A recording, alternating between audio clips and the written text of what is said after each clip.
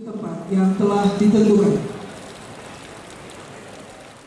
Di hadapan awak media dalam forum diskusi publik pada Senin sore 9 Oktober 2023, sejumlah pengamat politik menyebut jika penjabat, bupati, wali kota maupun gubernur yang ingin maju pada pilkada harus melepas terlebih dahulu jabatannya sebagai PJ atau ASN 3 bulan sebelum pencalonan.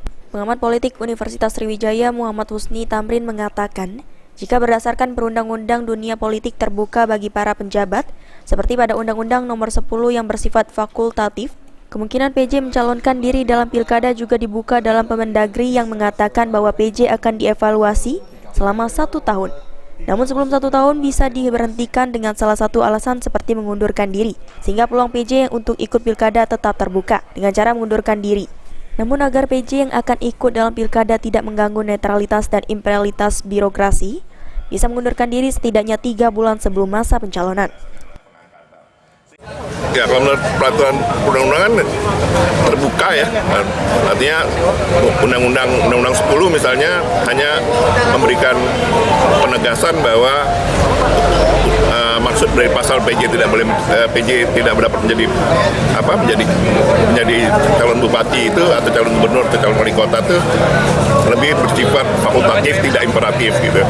Dan kemungkinan itu juga dibuka oleh Permendagri yang mengatakan bahwa pejabat itu akan dievaluasi selama 1 tahun, tapi sebelum 1 tahun mereka dapat diberhentikan dengan alasan macam-macam, itu meninggal dunia dan sebagainya, dan salah satunya adalah mengundurkan diri. Artinya dari konstruksi legal formalnya seorang PJ itu ya bisa saja mengundurkan diri. Sementara itu, Ketua KPU Sumatera Selatan Amrah Muslimin mengatakan, bagi siapapun yang berstatus sebagai PJ tidak diperbolehkan mencalonkan diri. Sementara jika PJ bersangkutan mengundurkan diri dari jabatan dan status ASN, hal tersebut akan berbeda. KPU itu siapapun nanti pada saat KPU membuka pendaftaran calon, siapapun dia statusnya PJ tidak boleh mencalonkan. Kalau dia sudah berhenti? Nah itu tentu berbeda kan? Karena yang kami mengundurkan diri gitu. Ya, jadi yang tidak boleh nyalon itu PJ.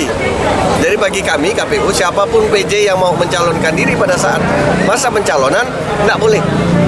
Dan di luar itu tentu akan menjadi kajian lagi. Apakah dia sudah mundur? Kan tentu kalau dia sudah tidak lagi PJ kan tidak disebut PJ lagi. Nah soal dia mundur boleh atau tidak kan bukan ranahnya KPU. Ya dari yang memberikan SK. Sandi Pratama, PAL TV.